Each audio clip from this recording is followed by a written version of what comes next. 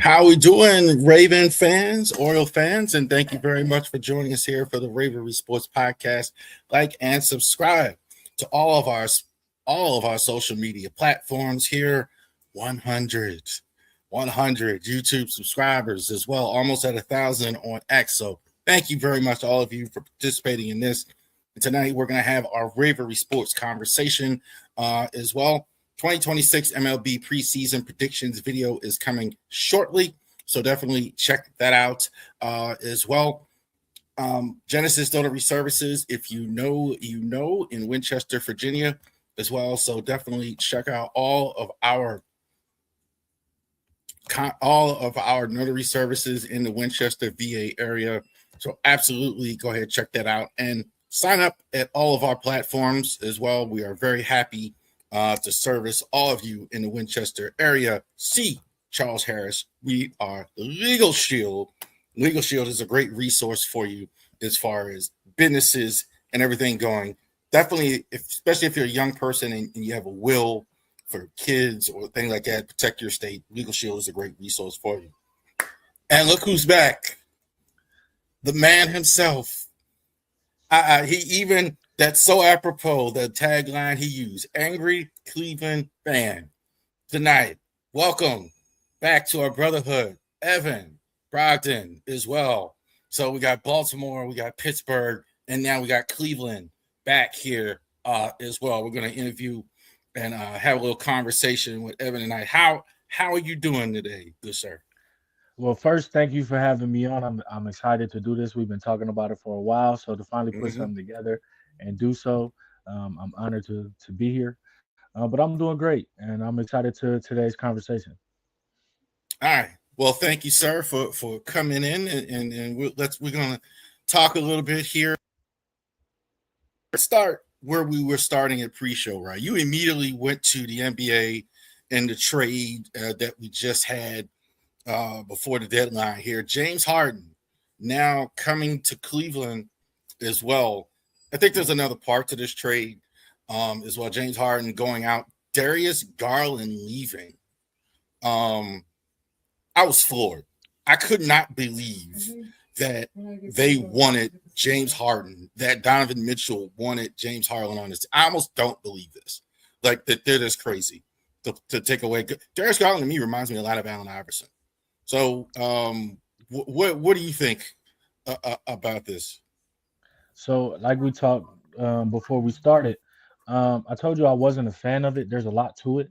Um, it's come out from Rich Paul doing a podcast with Max Kellerman talking about the fact that he had already told Darius that unless you're healthy, unless you guys are first in the East, that this is your last year in Cleveland, just because of the way that it's been going.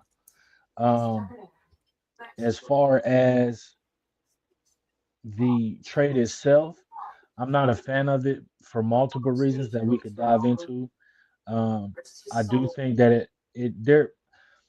So I don't like it because I wanted Darius here more than I wanted James Harden. I think James Harden can help us, but there are other issues that whether we had Garland or now have Harden, to me they're not going to change. I don't see James Harden playing defense in the playoffs. I I, I worry if he gets upset because Donovan Mitchell has a thing to play hero ball. And that's where my real issue is because, like I said before, when we were talking, that it's not that I'm not a fan of Donovan Mitchell. I just don't think he was the right fit for Cleveland, and it's not a lot of Cleveland sports fans, the radio writers, TV, however you want to spin it, that don't talk about the fact that Donovan Mitchell had all the pieces around him in Utah with Rudy Gobert, Mike Conley, and a bunch of beautiful role players that were doing great things. They were number one in the West, what 2 3 years in a row, and he didn't do anything. And it seemed like he was a great player, a great scorer, but the more they wanted him to be the ball handler, the more they wanted him to be the the guy where the offense runs through them, it it didn't work. And then you saw guys like Mike Conley go. Then you heard about the whole beef with Rudy Gobert before COVID. And then, it fractured the locker room, and Donovan Mitchell is unhappy because he didn't take it serious. But you were the same guy that was kicking it with him overseas, but we don't talk about that. So there are those issues. And then you bring a guy in here when you have a rookie, Evan Mobley, you have a young Darius Garland, you had just gotten JA to help the help the Nets get James Harden, and he's averaging a double double, and you bring him in here, and everybody else's numbers have steadily declined since. Yes, Darius Garland has had health issues, and that's the major reason why they got rid of him because if you can't depend on him now, and in the last 3 years he's been hurt, on top of the fact that you want Donovan Mitchell to resign, you got to do something. So you And bring in James Harden? the only other thing that they were talking about. Go ahead. Here's the thing: with all of his injuries, who else are you gonna trade for? With his injuries, who else are we gonna trade for? So it looked like two players that didn't have high value that made work. The money matched, and Cleveland had to give up a second round pick. Makes sense. I That's don't really know what I can say about it. Because what's the only other going player that on they in were the. talking about that Cleveland in the NBA. Go ahead. Yeah, I don't know what's going No. on in the You had NBA. cut Like out. Trey Young, I'm sorry. Trey Young almost gets traded away for like nothing. Like Trey Young, I think, is a good player. They can't stand him. He's a good player. Oh, but we can't use him. This and that is wrong with him, et cetera, et cetera. But you can put up with Kawhi Leonard's foolishness for 15 years. Like I don't get. Like I just don't get it. Like Mm-hmm. I don't get it in some cases, which you're seeing. Anthony Davis, he's this valued player. You trade him for Luka Doncic, which is ridiculous, really ridiculous. But Kyrie Irving has no value. I'm kind of just lost at like what guys are actually watching on the court. Like I'm just a little. I'm just a Can I little post lost. something to you and see your thoughts on it? So I want to pose this question to you. When LeBron came in the league, the players had no power, correct? As far as trades, as far as free agency, you really didn't see superstar guys move. LeBron makes the move to Miami, and he all of a sudden, all these other players are starting to get the same empowerment. Well, now LeBron is at the end of his run. There's no other LeBrons in the league, and now with stress management, player management, so that guys can save their bodies for the playoffs. The owners are taking it back. I think that Luca trade that you mentioned for Anthony Davis wasn't a Luca trade. It wasn't a Luca requested it and kept it on the low. I think that was the NBA trying to say the Lakers because once LeBron left, who wanted to go to the Lakers? But with all that being said, do you think it's the owners now taking back the power and as far as free agency goes and as far as trades go?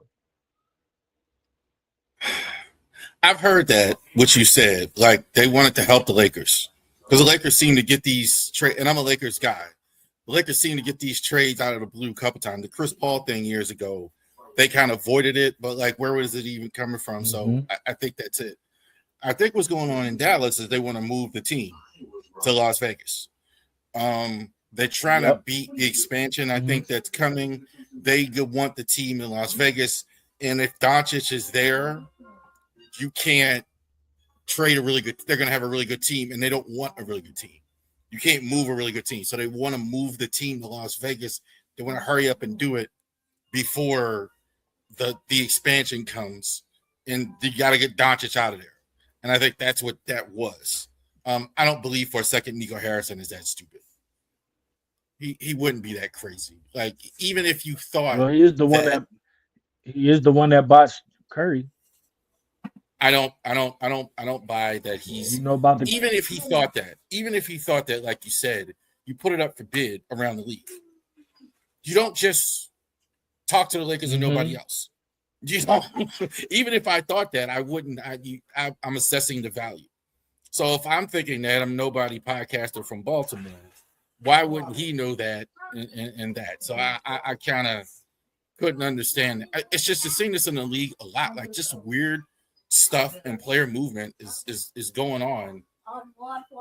And by the way, teams that aren't doing it are the ones winning. San Antonio, Oklahoma City, Houston, even though they brought in, I mean, their whole team basically, except for Durant, is young players, draft picks. So why all these teams are doing this weird stuff, those teams are actually winning.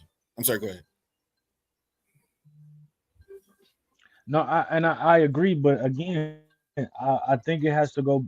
At least for me, I think it goes back to the owners, because we had talked about on our open mic show where the rumor is that now that um, I can't think of his name right now. After he sold the team, she's from Vegas. What is she? The new owner. What is she known for? Casinos and everything in Vegas. And because Dallas declined her bid to bring a casino there, what else is gonna happen? I'm gonna move this team. Now, with that being said, I don't know if they could do that with Cooper Flag in Dallas now, because Cooper Flag is showing out, and he's showing that, yeah, I'm one of these guys. Can they move him, move a team with him and only him to Vegas? That's the next Yes, question. because he just got there. They kind of did the And same thing when so, Durant came in the league. So I think that'll be easier to swallow. mhm. Doncic was a guy who actually took him to the finals, was there for years, etc. So it's going to be harder to do. Flag, I think you could probably get away with it if you do it in the next year or two. Um, Real quick, you mentioned LeBron. Does he finish as a Cavalier? You think? Is that what he wants? You think? I think so. Is that what I want, or is that what I think is gonna happen? Do you think is that's what LeBron wants to finish as a Cav? Yes, I never thought that LeBron was gonna finish as a Laker or as a Heatle. I never thought that, because LeBron is from Akron. That's what, 30, 45 minutes down the road. Always came up to Cleveland for Browns games, Cavs games. Pretty much grew up in the city when he wasn't in Akron. So, and every time he's come back, like when uh, most people don't remember, right before the year, his final year in Miami, they do a Drunas Ilgauskas uh retirement thing, and show love and retire his jersey. That was LeBron's homeboy from the minute he got in the league. Him and Z are still close. And they did it and had Z ask Bron to come because of their friendship. And they used that to have a meeting so that they could talk and mend things. People think that they mended it over in the offseason when he talked to Dan Gilbert. They had already started talking the year before. So there's that. Then on top of that, Bronny has always been loved. So is Bryce. They've always been loved because they've been on the sideline when LeBron was what, in year 2, year 3, right by the bench. They've been there the whole time.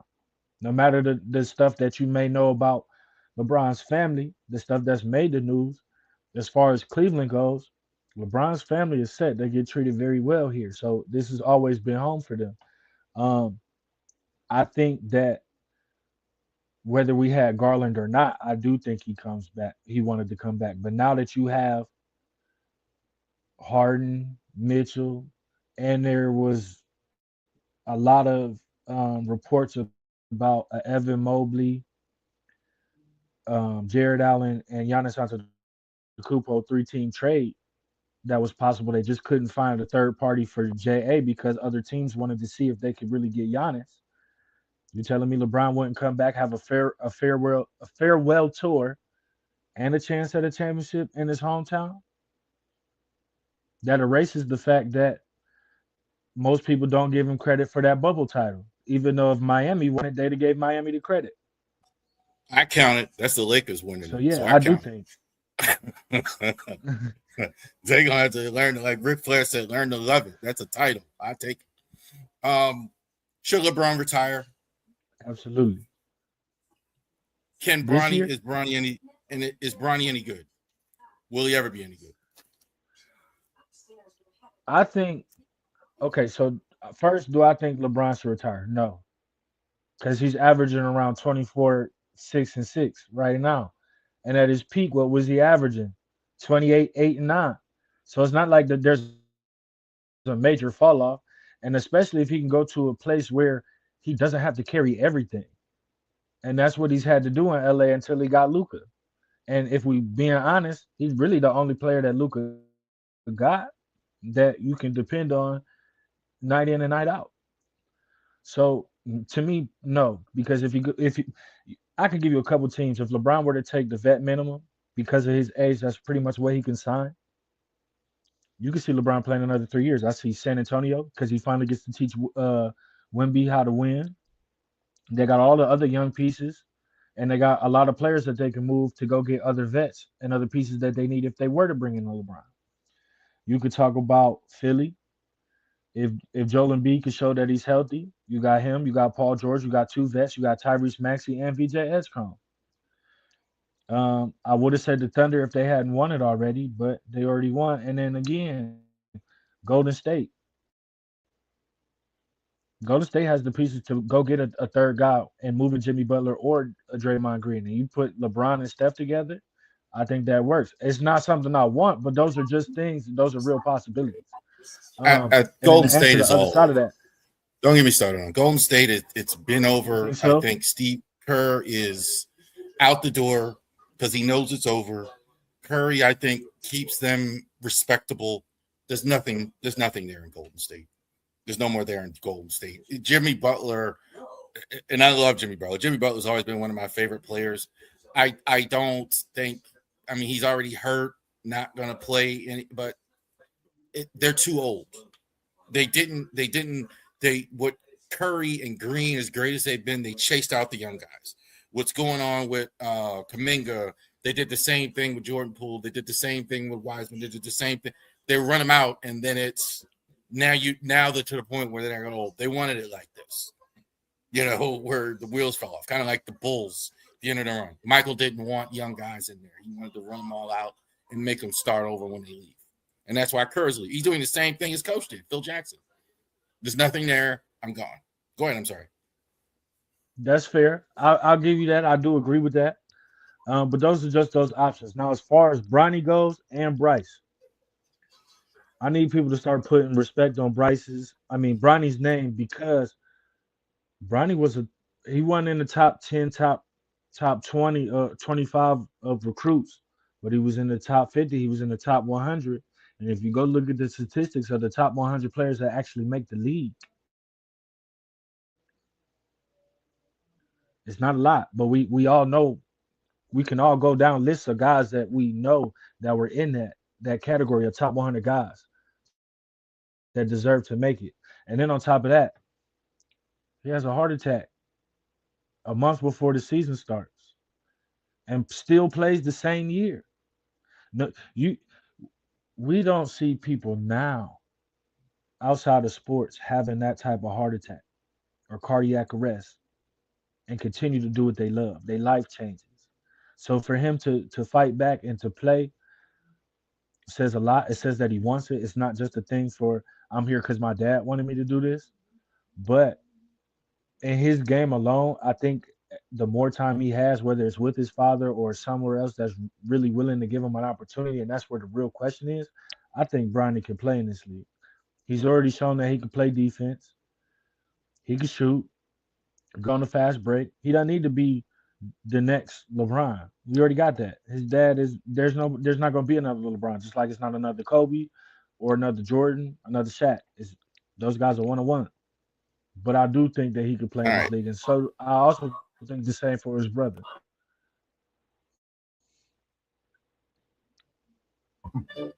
That's it. Bryce, I can kind of see it. I can. Bronny, role player, I think, as well. So let's move to more second generation player. Your Browns here. Shador.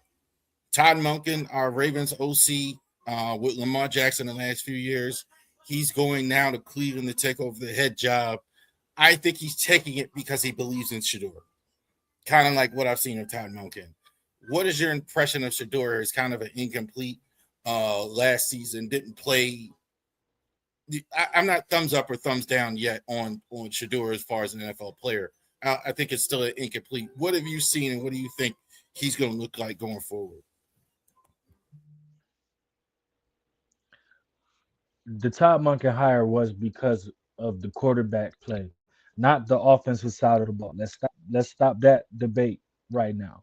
It was because of the quarterback. Since the Browns have been back, they have had multiple picks of players, whether it be number one overall or in the fifth round at 155, 156 overall. None of them have planned out. They've all shown spurts. They've shown flashes. But when it comes to Shador, I think he's different from the rest because Baker needed a chip on his shoulder. Um, Johnny Manziel just wanted to party. I think that Todd Monken and Shador will work well. I think the flashes that you saw from Shador can compare to the Tyler Shucks, even though I just saw a mock draft where now he goes number two overall to the Browns and we don't make that trade, which I think is absolutely terrible, terrible sportsmanship by ESPN for putting that mock draft out there. Especially when all y'all did was make money off of Shador all year and talk about the Browns when there were other things to talk about. Um, Oh, they wore him out. Don't watch Jason ex- Whitlock show. He wore him out. exactly. He- So then, to just speak on Shador's play, I go to training camp every year. I watch training camp every year. I suggest to all sports fans, especially football fans, if there is a way for you to go to your training camp, go. It's the best opportunity to see your favorite players, but also see what goes into a practice, what guys are working on, uh, to see what it goes into play calling and how they work on building these things up. But from what I saw from Shador, those passes were always different. Kind of like when we first got Watson. Now it didn't plan out the same as far as Watson with the injuries and all the other things, but just the zip on the ball, the placement of the ball, the command of the offense, the confidence that it takes to be a quarterback in this league. You saw all those things, and I think if you look back from his very first start or very first time to play was the second half versus your Baltimore Ravens. If Gage Larvin catches that pass in the end zone, we talking about a different game at that point because it's we're either tied or we take the lead at that point. And the defense was holding together. I don't Look think at the, Shador is Bronny James by any stretch of the imagination. You could say when mhm, he was at Colorado, he was the best quarterback in college football. So I agree. I don't know where we're getting this stuff that he's not, he's not overly, he's not a Lamar Jackson like athlete.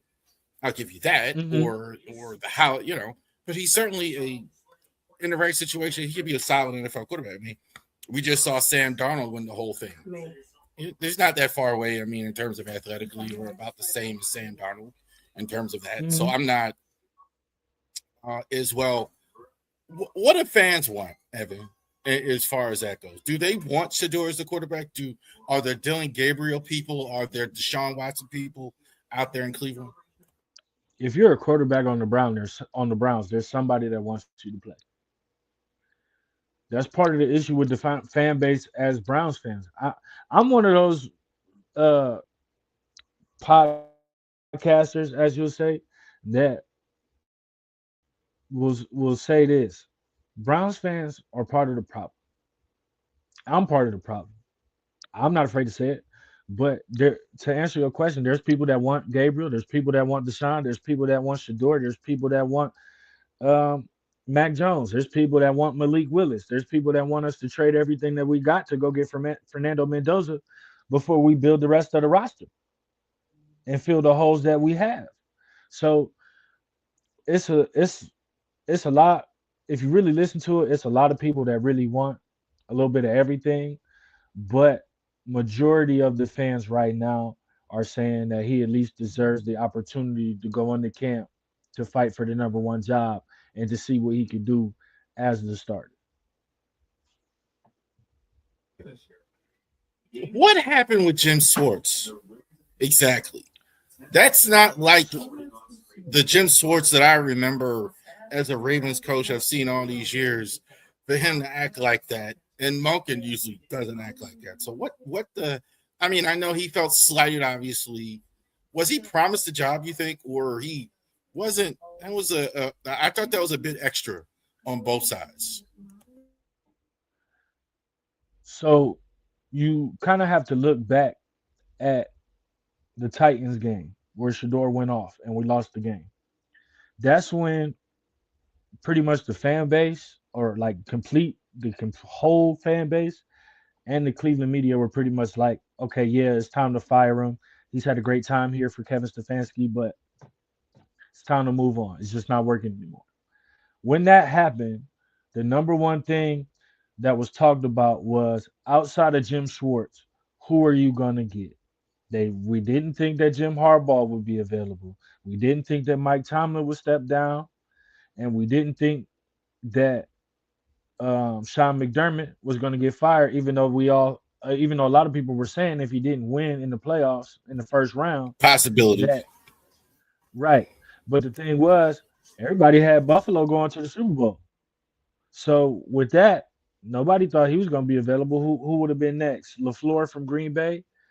They weren't going to fire him. They just made the playoffs. That's not the type of thing that they do over in that organization. So it became a question of Jim Schwartz or who. And then you go to the day that they fired Kevin Stefanski. About 3 to 4 days later, we have an Andrew Berry press conference, and then Jimmy Haslam, who I think needs to sit in the corner and tape his mouth shut, and then glue something else over the tape to keep his mouth shut even more. Um, Came out and said that that Jim Schwartz is a great coach, and that we would love to keep him here, and that he's gonna be here. He's your second interview behind Todd Monken. And during the whole process, you hear um, Jim Schwartz had a great interview. Jim Schwartz did this. Jim Schwartz did that. But you also, if you're plugged in with the sports writers, the beat writers, there were some reports and rumblings that if he didn't get the job, he was gone. And you got him jumping through hoops. He interviewed at two other places. I think Baltimore was one of them. And you get to this point where Grant Udinski is out. Um, Jesse Minter is out. All these other coaches are gone.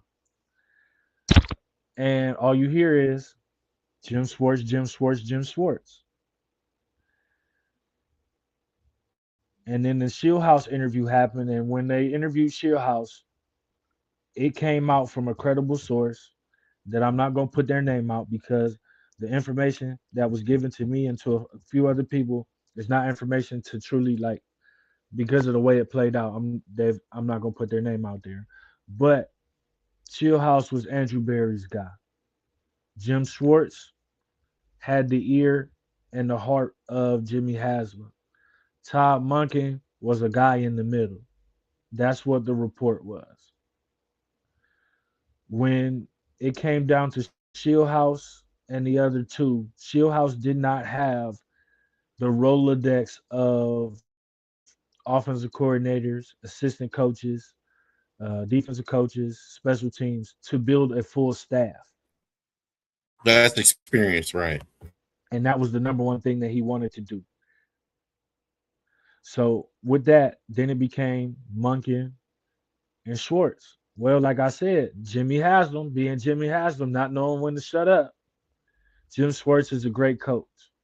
And because you led him along this whole way, saying he's a great coach, he's a great guy, we love him in this building, he's been the most consistent thing here in the last 6 years, you pretty much built him up, and then didn't talk to him about, okay, what if we do go with a young guy? What if we do go with somebody else as an offensive guy to pair with you? And then you don't call him, you don't talk to him to let him know. You, it came out. It came out on social media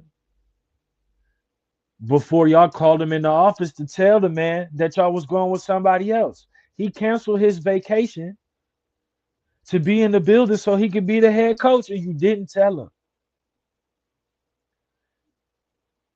So that's how we got to where we are.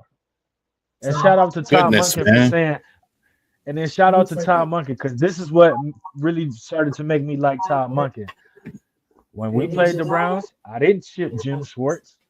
Oh, I chipped Miles Garrett. I put that on social media. That was intentional. That It was was.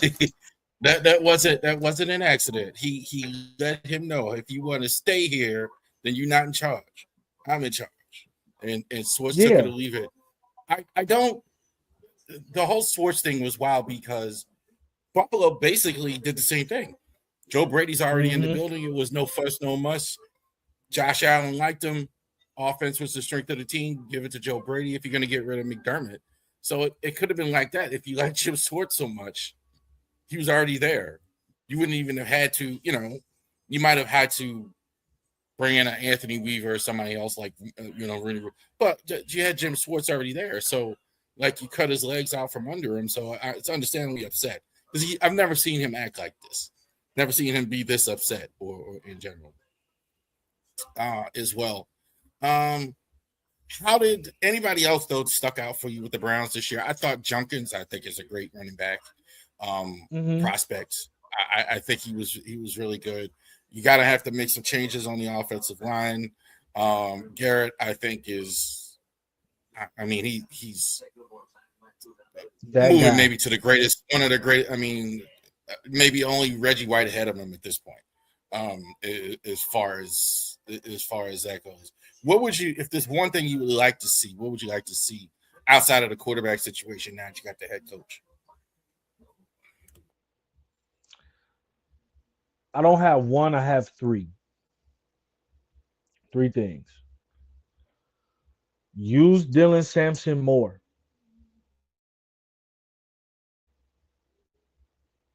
There are a lot of flashes with Dylan Sampson, and I felt like Dylan Sampson, along with Quinshawn, will give you the 1-2 punch that most offenses have when it comes to the running back room. Number two, along with fixing the offensive line, there are two guys on this team that should be back. Maybe three. Joe Batonio, if he does not retire. Ethan Posich came here and did his thing. Even though he had an injury, if you can bring him back on a low deal, you bring him back and fix the relationship with Wyatt Teller. Wyatt Teller's play only failed when Jack Conklin went out and you moved DeJuan Jones to the left side.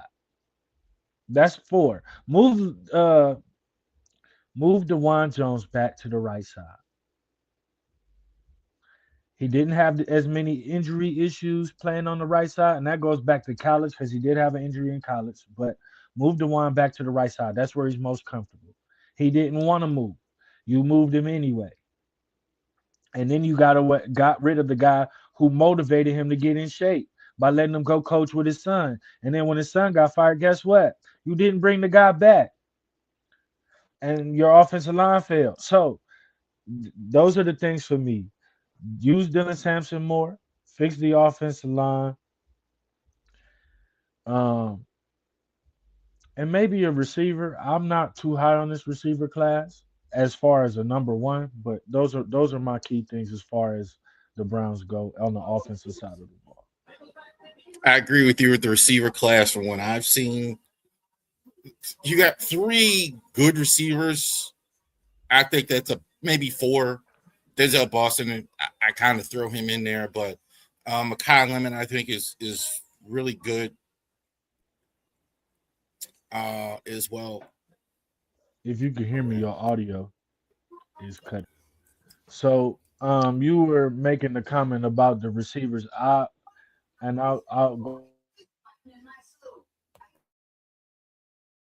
back. I'll set you back up for it. That I don't believe that deeply in the fact that there is a number one wide receiver right now. I also haven't watched that much tape on. I don't believe that to be the case right now. I agree with that. I think you could do better than a receiver group is. If you're looking for a true number one Malik Neighbors, I don't think there's one in this draft. I don't think there's a number one in this. I don't think there's one to that level as well. Real quick, how happy are you now with Ryan Day? It seems like it's weird. I'm learning these things. Ohio State seems to be happier this year that you beat Michigan and didn't win the Natty than if the opposite was to happen. They did finally beat Michigan, even though Michigan's got their issues and all that. But how are fans now with Ryan Day? Won the Natty, finally beat Michigan. Clearly, to me, the only thing standing in their way now is Indiana, with the season they had as well, which none of us predicted. Shout out to Indiana for showing the SEC that the Big Ten is for real. Other than that, that's all the praise you ever gonna hear out of me for Indiana. When it comes to the team up north, we could lose every game all year, every year, and beat them, and we happy. It's like that when it comes to the team up north. We don't say their names during game week. You can tune in to Cleveland sports. We X out the M. The restaurants X out the M. With red tape. If you got a net, I know classmates from high school, friends in college, co-workers now, or classwork when it's game week against the team up north. We take the M out of everything. Even if your school name start with an M, you take the M out. But are you happier now with we Day don't like them, in they don't general? like us. Are you happier now with Day in general? I'm gonna give you a chance Absolutely now. What? No. No. No, no, no. I don't care what the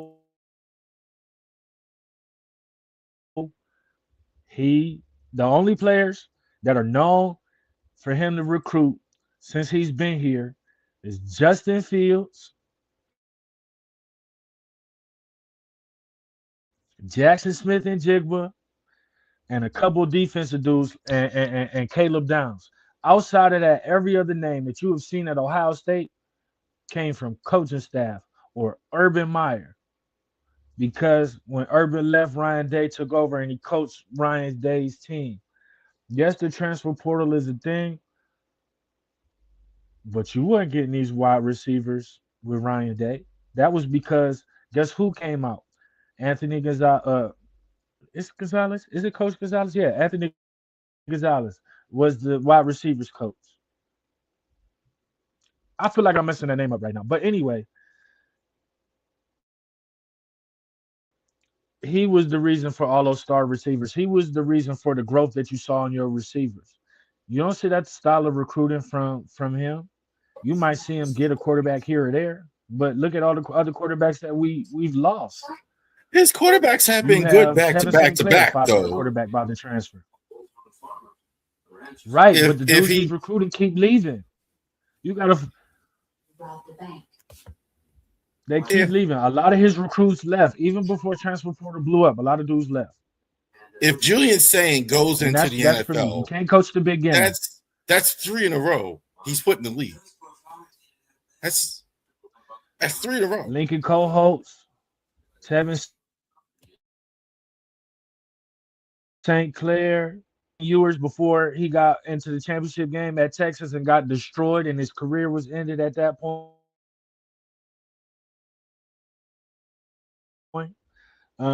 Who else? The list goes on of quarterbacks, running backs, high recruits that come to Ohio State, don't get what they're promised, and they leave. Why is that? It's your head coach. He is the leader of the ship. He can't recruit. He can't win the big game, and he looked like he wear makeup when he on TV. No man's lips are that red and cheeks that shiny. He looked like Santa Claus.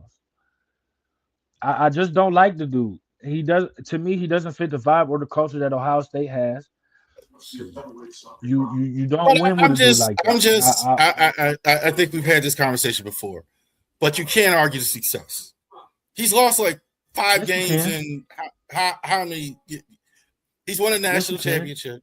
He was the number 1 seed this year, number 2 seed, I think, in the Big Ten. Lost the Big Ten title. Only probably had the best game against Indiana all year long. It's been Do successful. you do do Are we you remember arguing the that do you remember he's the been two successful? games? Do you remember the two You gonna argue? playoff games? Two playoff. Yep, I'm about to argue this.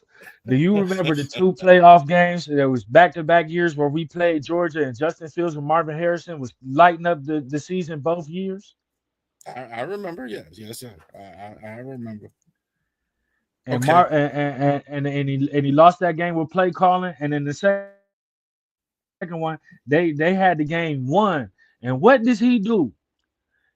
A receiver that he normally did not have run across the middle inside 30 yards. He has him running across the middle in the red zone, gets knocked out the game.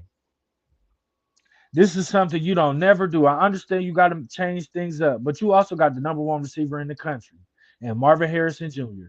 And you telling me you can't give him a go ball, you can't create anything else for this young man except run him across the middle, something you don't never do. Real quick, last thing we're gonna spot, and it seems like it's a weird question to ask you, considering what I just asked you about there, what you just said, what you've been saying. But no NFL interest for Ryan Day. I think that's a little weird, considering how well he's done at Ohio State of all places. College football, I think, is getting much harder to do. Um, no interest in him. Doesn't really seem to have any. Even his coaching cycle, the only one really college coach that came up was Marcus Freeman. Do you think he'll leave for the Mhm. NFL? I know you want him to leave, but I'm just asking, do you think there'll be offers? I want him to go coach Michigan for all I care, but um, I don't think so because when I think back to it, besides Urban Meyer, who else really at Ohio State has gotten that type of love to go as especially as a head coach to leave Ohio State and go to the league as a coach. To me personally, I might be wrong on this, but I haven't seen it. I don't remember Jim Tressel getting that type of love. Urban I don't Meyer, remember any other after coach. he Luke left Fickle, for a he couple he did a years, great I job while he think was. yeah, I know, right? And then that's the and, I that, think and that that's could the be other part of thing it, about college honestly. coaches. I think that could be part of it. I think that's the other Yeah. thing. The other thing for young coaches when it comes to college, it's young head coaches that get asked to be brought to the league outside of like Pete Carroll and Nick Saban. Most of the time, it's flash in the pan young coaches. From All what right. I've seen and what I can remember. Uh, let's talk about you a little bit now, Evan. You're back in action. We talked about a pre-show. You've had some personal stuff going on, some issues that caused you to be away. You're back in action here. Um, what brought you back? I mean, what's the main thing? As well, considering What everything brought me back, that but that you told us pre-show. Yeah, go ahead. what brought me back is the love of the process. Here at Driving to the Top Productions, they really gave me my opportunity to something that I really wanted to do. Um, and I just love talking sports. I love having community. So to be a part of that group was really important to me. And if I knew because of the things that I stepped away for, which was family health issues and some friends that had passed, um, if I was ever going to do this again, I wanted to do it I wanted to finish what I started and do it where the place community love and support, and this was the perfect place to do it.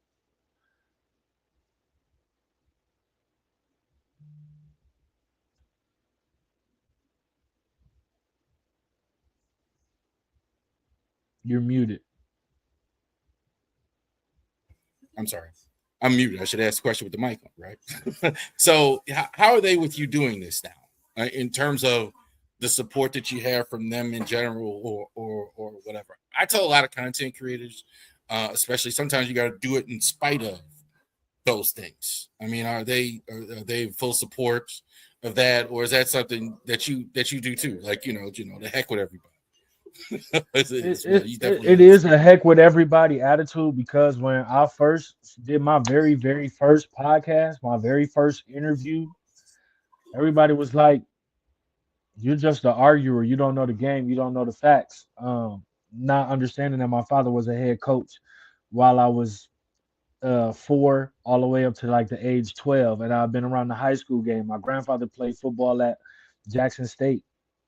Um, my uncle plays semi-pro ball. I got a cousin named Curlin Blaze. Uh, Played left tackle and right tackle, and eventually guard for the Detroit Lions. Like I love the game. I've always been around it. I have a good knowledge of it. And eventually, I just was like, yeah, forget it, and jumped off the porch, as we say. what is your process like in terms of getting a show ready, getting a podcast ready? What would you say, like, how do you think it goes for you now? It's changed for me. It's definitely changed over the years. Mhm. How's it for you now, especially starting back up here? So that's a great question, by the way. In the beginning, I got two phones and a tablet, and what I would do before is I would have all my notes and just go for it from there. And I always felt like I was scripted versus allowing my passion, allowing my thoughts to grow and show. So now, with that extra phone and that tablet, I have my phone to show me immediate stats, what things are happening now, live updates. While I have on my tablet, I have the stats and the things of the stuff that I know I want to talk about, so I can have those things go on it and share my opinion and leave myself the space to be open, and allow my thought process and knowledge to really show. You're very critical of traditional media. Um, do you have? I kind of ask the guys when they're on here. We're on YouTube, we're on network, etc. But do you have any designs on traditional media, considering how critical you've been as well? I kind of go back and forth on legacy media. Where are you? And maybe you yourself endeavoring in the legacy media or a different media endeavor. I think that so my view is this: when it comes to traditional media, they they don't talk the love of the sport anymore. They talk about what feeds the views and what feeds the attention. So they prey on the CU aunties, they prey on the Shadorians that just like Shador, and not the ones who really know the game and know what's going on and are paying attention to things. Or they poop on LeBron for his record in the finals, but don't talk about the teams that he got there and say, well, he can't be compared to Jordan, but yet Jordan didn't make it out the first round until he got to Scottie Pippen. We we we watch traditional media tear down and create narratives and end legacies versus allowing true opinion of the game and true opinion of the sport. And they create these narratives that ruin careers, ruin relationships, for the next view, for the next like, for the next opportunity. And I don't really like that when it comes to traditional media. Anybody that you do like as well that's historically, I always say Chris Berman was one. I find myself doing that a lot. Where really inspired me. Bob Costas was a guy. Stuart Hmm. Scott was a guy. Anybody that you have liked or you do like in the media. And traditional media like TV, stuff like that, outside of the gentleman that you named, the only other person for me was Stephen A. Smith, but I've kind of grown away from that a little bit as I've gotten older. I was a Rich Eisen fan, and then I grew away from that when I got older. Um, but now I I like more of local media than anything. I love looking up Kansas City, beat writers in Baltimore and Jersey or New England rather, beat writers across multiple sports because you to me it gives me more of a connected feel to the situation and the relationship of the player and the organization or player because they're so tied in and it's not just oh this is what we saw come across the timeline. But is that something that you would like to venture into? Like, talk about that. Like, where you wanted to go here going forward, with yourself, with what you're doing as well. Where would you like this to go? I want to see everybody win. But if I'm talking specifically about myself, I think about it sometimes and what I would like to be able to have a real connection with my fan base, to be more than just talking about the Browns or the Guardians, but to have real debate, and do things within the community and you by creating the space with this platform. Um, but I would love to be able to sit down with some of the big dogs and have my own show. I think some people may know who I'm talking about when it comes to Kenny Beecham. I think that's for me is the most realistic for what I see myself right now. For those who don't know, Kenny Beecham started a channel called KOT4Q where he started with 2K because Kenny loves basketball. And he would do a lot of rebuilds and stuff around video games. But then he went to Kenny Talks. And from Kenny Talks, he went to NBC Sports. And from uh, NBC Sports, he's now doing Bleacher Report. He's doing a lot of other things, but he also allows to have an open relationship with his fans to a reasonable extent, and at the same time, everybody that he started with or the relationships that he built, they kind of were able to come along with him because they have multiple podcasts. They all have clothing lines and things like that that all give back to where it originally started. So I think that would be the most relatable thing for me. Well, you talk about debate. A lot of people forget your guy in Cleveland there, Jay Crawford, was the original guy on First Mm-hmm. Take before they had all those ladies and all On that other cold stuff. pizza, yeah. Yeah, and then he was the original guy. And I know, I absolutely think Michael Ray is fantastic in the Cleveland Mm-hmm. area. He did the Orioles for a year. I thought he's very, very good as a broadcaster. Um, Oh, you know what? And Jim Donovan, I always looked up to Jim Donovan. I got to meet him. yes, Unfortunately, yeah, he yeah. passed away to health issues, but Jim Donovan was always one of those guys. I would turn on the radio with my grandfather and my father and mute the TV and listen to Jim Donovan call the game and watch it on TV. So big shout out to Jim Donovan. I always thought you would do best, like if you got Max, you would get rid of Rich Paul on Spotify, and then you and Max have a show every day. I really think that's the lane that you wanna be in. As far as that, you have a real strong passion for the debate. I always call it the barbershop. You know how it was Yes. back in the day in the barbershop. You go in there, you got to make your point. You got to go in there and talk about, tell me why Pat Riley was this great coach, or why. It was always a fight when you talked about Mike Tyson. Anytime you said anything against Mike Tyson, it was like that's what I hear when I hear you think is that a lane that you want to do? Because I think the debate format is coming back here. I think a lot of this other stuff to trying isn't it's just not working. I never looked at it like that, but absolutely because that's the other thing being with my father and my uncles was always at the barbershop. Even when my uncle, we stopped going to the barbershop, my uncle would cut the neighborhood. We'd all be outside talking sports or talking whatever. And that would be that's how I learned to articulate my thoughts when it came to what we do now. I would absolutely love that. I would just need somebody that could put up with me on a day-to-day basis so that it would work. But I would love Well, a to lot get of that those done. relationships like go have went left. Like you saw Skip and Shannon kind of went left. I think Stephen A and Skip have kind of made up now. It looks like they've been working together here as well. But yeah, they get real life cantankerous over a Max period of Kellerman and time. Stephen A. They never did like each other. They never did like each other. Stephen A. Kellerman is too cool for Stephen A. Seriously, he's not like Will Kane. He can kind of beat up because he's kind of a conservative. Kellerman is too cookout for him. You know what I mean when I say that? Like he's not going. Yeah. He can't look cool Yes. enough with Skip. Skip kind of says weird stuff, and he can kind of play off of that. So that's why he likes Skip. But Kellerman is too not going to go for that. He can't do that. I know that they That's didn't why he like don't each like other.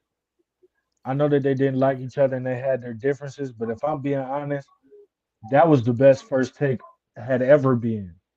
Because to me, at that point, in my opinion, Stephen A couldn't get away with all the stuff that he get away with, whether it was Skip or the crew that he has now. It's still a great show. I'm not pooping on them at all. But their debates to me really meant something because it wasn't just, oh, I said this and I'm gonna lay down, or you said that. Like, no, we're gonna really get into it and really talk about the question that's being asked. And I love that out of those two. And unfortunately, it couldn't work. You saw the writing on the wall very soon, very early in the process for those two, but I wish that was no. something that could have It was all personal, and it was all Stephen A. Didn't like him. Didn't took his shine away. That's what it continued. was. And he kind of tries to talk around that and all that. But Max took his shine away. Max is a smart guy. Max is a liberal. Max is others thing. And Max he doesn't like. He didn't. It took his shine away. It took money away. Think that Mm-hmm. Max Kellerman when they asked him about it, when Bill Simmons asked him about it, that's precisely what he said. Right? This you notice he didn't even get a new partner after that. Oh well, we're gonna round table. We're gonna do this and then, and you know. I don't think he get, and I think right or wrong, I don't think he gets the money he's getting now if Max had stayed. It wouldn't happen. True. And He I'm knew not it, a fan and of so I'm not a fan. that's what I agree. I'm sorry. I was thinking about I'm not a fan of Molly Karen, but because uh, go ahead. at least from the Twitter side of it, the social media side of it, she was getting more love than what he was from what I saw. At least I'll put it that way, Well, you getting know paid what she was why. worth. Well, you know why. That's was the reason. You know, was Hmm. not, and I'm not. You know what the reason was? It wasn't. It never anything to do with sport. And not saying she's incapable or anything like that, but it's it was what it was. Men are watching Molly Hmm. Carum. That's and that's there. Um. So tell the people where we can find you going forward, besides driving to the top productions. So you can find me on Twitter. You or X as they call it now. I'm just gonna call it Twitter because that's what his mama named him. Um, you can find me on Twitter at Brogdon Evan. That's my main page if that's where you want to find me the most. Um, you can also find me on my UFL football, UFL 23. That's where I'm going to be covering a good friend of mine, Tegan Jr. My father knew his father, so I know Ted a little bit. I like to call him my good I know friend. exactly who it is. The punt returner at Ohio State Yeah, punt returner, wide in the receiver, fluff. quarterback, a little bit of I know. Yeah. everything. And he's now the coach of the new expansion team, the Columbus Aviators. So I'll be covering that there as well. And then also you can find me at Talking Sports by the Lake at Talking by the Lake on X as well. Each one of these, my personal one, I pretty much talk about anything that you hear from me on open mic or here on this show, which I would love to be on again at some point, or to have you on with me at some point, um, or open mics. That's where most of that conversation will be. I try to keep the conversations particular to each account so that I'm not fumbling over responses and things like that. But those are the places that you can find me the most active in the social media world. Right. Welcome him back. All right. So definitely go to Evan Brogdon's X page and go ahead and subscribe. Go over to For the Land. Definitely check out UFL football as well this summer with the guys. So thank you all. all of you for watching the Ravori Sports Podcast. Like and subscribe to all of our social media platforms, and check us out every morning at 6 a.m. RavoriSports.blogspot every morning. Definitely check it out. Thank you guys, and enjoy the rest of your day.